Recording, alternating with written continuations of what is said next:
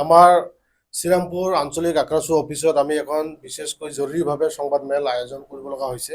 প্ৰথমতে আমি আমাৰ সাংবাদিক বন্ধুসকলক আমি ধন্যবাদ জ্ঞাপন কৰিছোঁ। আজি বিশেষ কাৰণত যি আমি সংবাদ মেল পাতিব লগা হৈছে, কাৰণ আমাৰ বহুতো আছে, যদিও আমি বিশেষ ক্ষেত্ৰত আমি আজি পাতিব লগা হৈছে এইকাৰণে যে আজিৰ তাৰিখত কোচ ৰাজবংশী জনগোষ্ঠীৰ যিসমূহ সমস্যা, বিশেষকৈ পৃথক ক্ষমতাবোৰ ৰাজ্য আৰু জনজাতিকৰণ আৰু সমান্তৰালভাৱে আমাৰ কেএলৰ লগত শান্তি চুক্তিৰ আলোচনা, এই আলোচনা বহুত দিনে আমি বিভিন্ন কাৰ্যসূচী, গণতান্ত্ৰিক কাৰ্যসূচী আমি হাতত লৈছিলোঁ, কিন্তু দেখা গৈছে আমি কোনো এখন চৰকাৰৰ কোনো সদিচ্ছা আমি দেখিবলৈ পোৱা নাই। শেহতীয়াভাৱে আমি যি 21 তাৰিখ যি আমাৰ অসম বন্ধ কাৰ্যসূচী, এইটো আক্ৰাছুৰ কাৰ্যসূচী নহয়, এইটো সমগ্ৰ কোচ ৰাজবংশী জনগোষ্ঠীৰ বিভিন্ন দল সংগঠনৰ এইটো দাবী, আৰু সমান্তৰালভাৱে আমাৰ দাবীৰ প্ৰতি যি সন্মান দিব লাগিছিল, আজিৰ তাৰিখত কিন্তু কোনো এখন চৰকাৰে আমাক কোনো ধৰণৰ সঁহাৰি জনা নাই। বিশেষ কাৰণে আপোনালোকৰ মিডিয়াৰ যোগেদি আমি সমগ্ৰ কোচ ৰাজবংশী জনগোষ্ঠী তথা আমাৰ যি ক্ষমতাবোৰ ৰাইজ আছে, আমি অহা আজি আমাৰ 21 জানুৱাৰী তাৰিখত যি আমাৰ অসম বন্ধ কাৰ্যসূচী ৰূপায়ণ কৰা হ'ব, আমি সমগ্ৰ ৰাইজক আমি সঁহাৰি জনাবলৈ, সহায় সহযোগ জনাবলৈ আমি আহ্বান কৰিছোঁ। আৰু বিশেষকৈ যিসমূহ আমাৰ জৰুৰী সেৱা আছে, স্কুল, কলেজ, এম্বুলেন্স, এইসকলক ৰেহাই দিয়া হ'ব। আৰু টোটালি যি আমাৰ বজাৰ ঘাট, যি আমাৰ ব্যৱসায়িক বাণিজ্য আছে, টোটালি বন্ধ ঘোষণা কৰিছোঁ। আৰু দেখা গৈছে যে আমাৰ আজিৰ তাৰিখত যি আমাৰ গণতন্ত্ৰৰ যি অধিকাৰ বা গণতন্ত্ৰ চৰকাৰ যি ধৰণে চৰকাৰ চলাই আছে, এই ক্ষেত্ৰত আমি দেখিবলৈ পাইছোঁ যে টোটালি গণতন্ত্ৰৰ নামত ভেকু ভাওনা। আজি আপোনালোকে চাইছে আমাক যি ধৰণে চৰকাৰে যি ধৰণে আমাক লিগেল নোটিছ আমাক প্ৰেৰণ কৰি যি ধৰণে আমাক ডমিনেট কৰিব বিচাৰিছে, এই ক্ষেত্ৰত কিন্তু আমি দুখ পাইছোঁ যে সঁচাকৈ বিজেপি চৰকাৰখনে কি ধৰণে চৰকাৰ চলাব বিচাৰিছে বা কি মানে আমাক কোচ ৰাজবংশী জনগোষ্ঠীৰ কাৰণে কি চিন্তা কৰিব বিচাৰিছে। আমি দেখিবলৈ পাইছোঁ কোচ ৰাজবংশী জনগোষ্ঠীক, বিশেষকৈ বিজেপি চৰকাৰে কোনো ধৰণৰ আমাক মৰম চেনেহ নাই। কোনো কোচ ৰাজবংশী জনগোষ্ঠীৰ কাৰণে যি ধৰণে পজিটিভলি যি দাবীৰ প্ৰতি যি সঁহাৰি জনাব লাগিছিল, আজিৰ তাৰিখত আমি দেখিবলৈ পোৱা নাই। ওলোটা ছবি আমি দেখিবলৈ পাইছোঁ, আমাক বিভিন্ন দমন নীতি, বিভিন্ন আমাক লেটাৰ ইস্যু কৰি, আমাক লিগেল নোটিছ ইস্যু কৰি আমাক যি ধৰণে মানসিকভাৱে হাৰাশাস্তি কৰিব বিচাৰিছে। আৰু বিশেষকৈ আপোনালোকৰ মিডিয়াৰ যোগেদি আমি এটা কথাই ক'ব বিচাৰিছোঁ, আপোনালোকে যিমান দমন নীতি আপোনালোকে প্ৰয়োগ নকৰক কিয়, যিমান আমাৰ পুলিচ প্ৰশাসনক ধৰি যিমান মানে যি আমাৰ এইবিলাক যি আমাৰ লিগেল নোটিছ আছে, যিমান আপোনালোকৰ পন্থা আছে, আমাক যি প্ৰয়োগ নকৰক কিয়, আমাৰ যি দাবী, আমাক যি জনজাতিকৰণ, পৃথক ক্ষমতাবোৰ ৰাজ্য আমাক যদি সলিউশ্যন নকৰে, কিন্তু আমাৰ আন্দোলন চলি থাকিব। সেইকাৰণে আমি বিজেপি চৰকাৰৰ এতিয়াও সময় আছে, অতি সোনকালে আমাৰ দাবীসমূহ ফুলফিল কৰক।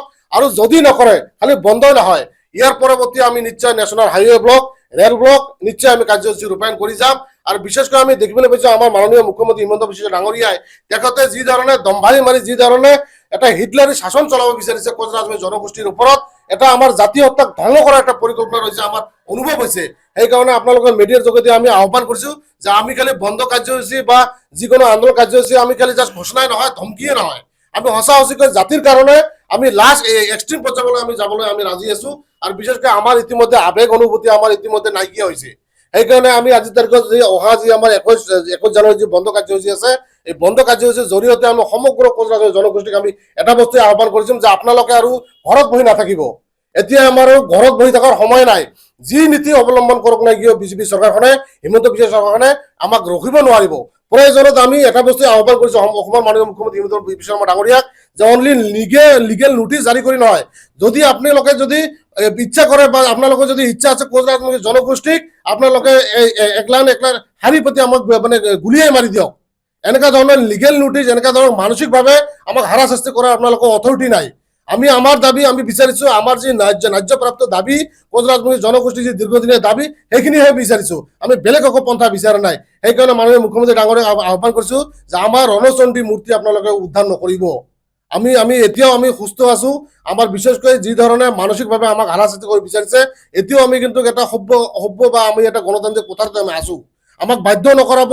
আৰু এটা বস্তু আমি আহ্বান কৰিছোঁ যে কোনো এখন জিলাৰ মানুহ যদি আমাৰ কোনো নেতৃবৰ্গই যদি আপোনালোকে মানে ইলিগেলি ভাৱে যদি কোনো ধৰণৰ টৰ্চাৰিং কৰা হয়, কোনো ধৰণৰ জেলত পঠা হয়, ইয়াৰ কাৰণে কিন্তু যদি উত্তপ্ত পৰিস্থিতিৰ সৃষ্টি হ'ব, এইটো টোটালি কিন্তু বিজেপি চৰকাৰখন তথা আমাৰ অসম চৰকাৰ দায়ী হ'ব নিশ্চয়। সেইকাৰণে আমি শেষবাৰৰ কাৰণে আহ্বান কৰিছোঁ যে অহা যি আমাৰ 21 জানুৱাৰী বন্ধ আছে, এই বন্ধ আমাৰ চলি থাকিব। যদি কোনো ধৰণৰ বন্ধতে আমি কোনো ধৰণৰ সঁহাৰি নাপাওঁ, নিশ্চয় আমি অহা বন্ধৰ পিছত আমাৰ যি ৰেল ব্লক, হাইৱে ব্লক আমি এই কাৰ্যসূচী ল'ম। তাতে যি ধৰণে সিহঁতৰ যি গাইডলাইন আছে, গভৰ্ণমেণ্টৰ যি ধৰণে এক্ট আছে, যি বন্ধ বেণ্ড বা যিকোনো ধৰণৰ পাব্লিক প্ৰপাৰ্টি ডেমেজ যি এক্ট আছে, সেইবিলাক আমি কেৰেপ নকৰোঁ। আমাৰ দাবী যেতিয়ালৈকে আমাৰ ফুলফিল নহ'ব তেতিয়ালৈকে আমাৰ যি গণতান্ত্ৰিক আন্দোলন আমাৰ চলি থাকিব। শ্ৰীৰামপুৰ আঞ্চলিক অফিচত আমি সংবাদ মাধ্যমত যোগেদি মই সদৌ কোচৰাজবংশী ছাত্ৰ সন্থাৰ তৰফৰ পৰা মই সকীয়াই দিব বিচাৰিছোঁ যে অসম চৰকাৰ যে আমাক যি ধৰণৰ মানে ভয় ভাবুকি দি আছে, আগন্তুক যিটো নেকি আমাৰ 21 জানুৱাৰী যিটো নেকি বন্ধ কাৰ্যসূচী, সেই বন্ধ কাৰ্যসূচী আমি ঘোষণা কৰিছোঁ আৰু এই বন্ধ কাৰ্যসূচী আমাৰ ৰূপায়ণ হ'বই। আৰু সমূহ ৰাইজক মই আহ্বান জনাইছোঁ যে এই বন্ধ যাতে সমূহে সকলোৱে যাতে শৃংখলাবদ্ধভাৱে বন্ধখিনি পালন কৰে, তাৰ মানে সদৌ ছাত্ৰ সন্থাৰ তৰফৰ পৰাই আমি সমূহ ৰাইজক মই অনুৰোধ কৰিছোঁ। আৰু মেইন কথা হ'ল যে আমাৰ কমতাপুৰ তথা অসমো আমি বন্ধ ঘোষণা এইকাৰণে কৰিছোঁ যে আজি অসম চৰকাৰে আমাক যে কোচৰাজবংশীসকলক যেনে ধৰণৰ প্ৰতাৰণা কৰি আছে, সেই প্ৰতাৰণা যাতে আৰু ভৱিষ্যতত নকৰে এতিয়াও সময় আছে যে সিহঁতে আমাক সোনকালেই জনজাতিকৰণ কৰক, নহ'লে অন্যথা 21 জানুৱাৰীৰ পৰা আমি ৰেল অৱৰোধ, ৰাষ্ট্ৰীয় ঘাইপথ অৱৰোধ বন্ধ কৰিবলৈ আমি বাধ্য হ'ম। আমাৰ যি 21 জানুৱাৰী তাৰিখে যি আমাৰ অসম বন্ধ কাৰ্যসূচী আছে, পুৱা 5 বজাৰ পৰা আবেলি 5 বজালৈ 12 ঘণ্টীয়া অসম বন্ধ। এই বন্ধ কাৰ্যসূচীত সমগ্ৰ কোচৰাজবংশী জনগোষ্ঠী তথা অসমবাসী বিভিন্ন জাতি জনগোষ্ঠীৰ মানুহক আমি আহ্বান কৰিছোঁ যে যিসমূহ জৰুৰী সেৱা শিক্ষাৰ ক্ষেত্ৰত হওক, স্কুলীয়া ল'ৰা ছোৱালী ছাত্ৰসকল হওক বা এম্বুলেন্স সেৱা হওক, আমি সেই ক্ষেত্ৰত দেখাই দিম বা নিশ্চয় বিবেচনা কৰিম। আৰু বিশেষকৈ বিভিন্ন বা বেলেগ জনগোষ্ঠীৰ মানুহে আমি এইকাৰণে আহ্বান কৰিছোঁ যে আপোনালোকে আমাৰ যি দাবী, আমাৰ যি সমস্যা আছে আপোনালোকে ছাপোৰ্ট কৰক। আৰু এই ক্ষেত্ৰত দেখিব, এই ক্ষেত্ৰত যদি কোনোবাই যদি আমাক বেয়া ব্যৱহাৰ কৰে বা আমাৰ যদি কথাখিনি বা আমাৰ দাবীখিনি যদি সহমত নজনায়, তেতিয়াহ'লে কিন্তু আমি দুখ পাম। আৰু তেতিয়াহ'লে কিন্তু যদি উত্তপ্ত কিবা এটা পৰিস্থিতিৰ সৃষ্টি হয় তেতিয়াহ'লে কিন্তু আমি দায়ী নহয়। সেইকাৰণে আপোনালোকৰ মিডিয়াৰ যোগেদি আমি সমগ্ৰ পুনৰবাৰ আমি আহ্বান কৰিছোঁ যে আমাৰ যি জাতিৰ অস্তিত্ব, আমাৰ যি দাবী, এই দাবীৰ প্ৰতি যি আমাৰ অসম বন্ধ কাৰ্যসূচী ৰূপায়ণ কৰা হৈছে অহা 21 জানুৱাৰী তাৰিখে, আমাক সম্পূৰ্ণভাৱে সহমত বা ছাপোৰ্ট কৰক। নিশ্চয় তেতিয়াহ'লে আমি ভাল পাম। আৰু যিহেতু আমি কোচৰাজবংশী জনগোষ্ঠীয়ে আমি ইয়াৰে ভূমিপুত্ৰ, আমি খিলঞ্জীয়া জনগোষ্ঠী হয়, নিশ্চয় আমাৰ দাবীৰ প্ৰতি আমি সহায় বিচাৰিছোঁ, সহযোগ বিচাৰিছোঁ। আৰু যদি নিশ্চয় ইয়াত যদি কোনো ধৰণৰ তৃতীয় পক্ষই যদি কোনো এটা বেয়া এটা ঘটনা যদি কৰিব বিচাৰে, তেতিয়াহ'লে নিশ্চয় আমিও মোটামুটি বস্তুখিনি অলপ দুখ পাম।